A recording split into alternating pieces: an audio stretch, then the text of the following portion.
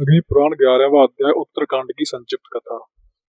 नारद जी कहते हैं, जब रघुनाथ जी अयोध्या के राज सिंहासन पर आसीन हो गए तब अगस्त्य आदि महर्षि उनका दर्शन करने के लिए गए। वहां उनका भली भांति स्वागत सत्कार हुआ। तदनंतर उन ऋषियों ने कहा, भगवान आप धन्य हैं जो लंका में विजयी हुए और इंद्रजीत जैसे राक्षस को मार गिराया। अब हम उनकी उत्पत्ति कथा बतलाते हैं, सुनिए। ब्रह्मा जी के पुत्र मुनिवर पुलस्त्य हुए और पुलस्त्य से महर्षि विश्रवा का जन्म हुआ। उनकी दो पत्नियां थीं, पुण्योत्कटा और कैकसी। उनमें पुण्योत्कटा ज्येष्ठ थी, उसके गर्भ से धनाच्छ कुबेर का जन्म हुआ। कैकसी के गर्भ से पहले रावण का जन्म हुआ, जिसके 10 मुख और 20 भुजाएं थीं। रावण ने तपस्या की और ब्रह्मा जी ने उसे वरदान दिया, जिससे उसने समस्त देवताओं को जीत लिया। कैकसी के दूसरे पुत्र का नाम कुंभकर्ण और तीसरे का विभीषण था।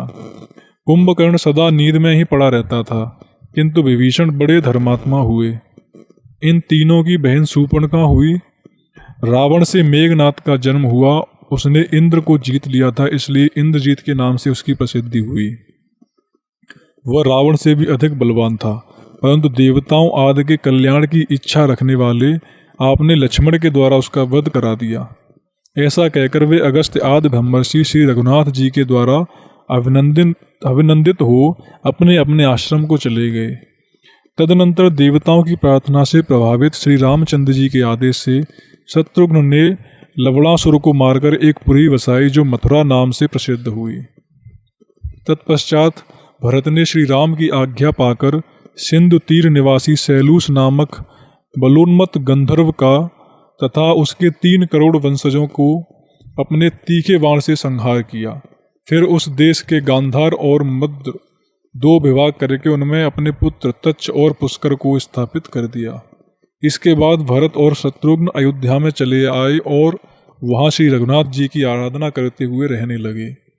श्री रामचंद्र जी ने दुष्ट पुरुषों का युद्ध में संहार किया और शिष्ट पुरुषों का दान आदि के द्वारा भलीभांति पालन किया।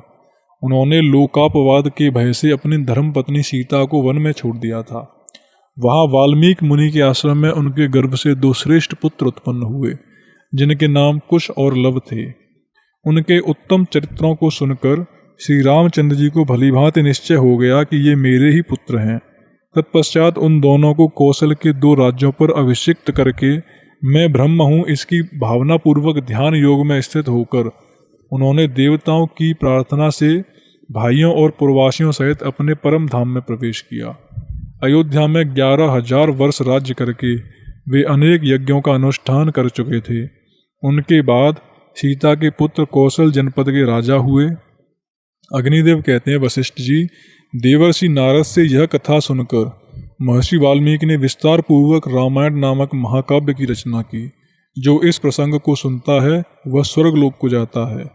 इस प्रकार आदि आग्नेय महापुराण में रामायण कथा के अंतर्गत उत्तरकांड की कथा का वर्णन नामक 11वां अध्याय पूरा हुआ। जय राम, जय जय श्री राम। आप इस वीडियो को लाइक करें और इस चैनल को सब्सक्राइब करें। ज़्यादा से ज़्यादा लोगों के साथ शेयर करें, जिससे कि हम और उन्नति करें और अपने धर्म का प्रचार करते रहें।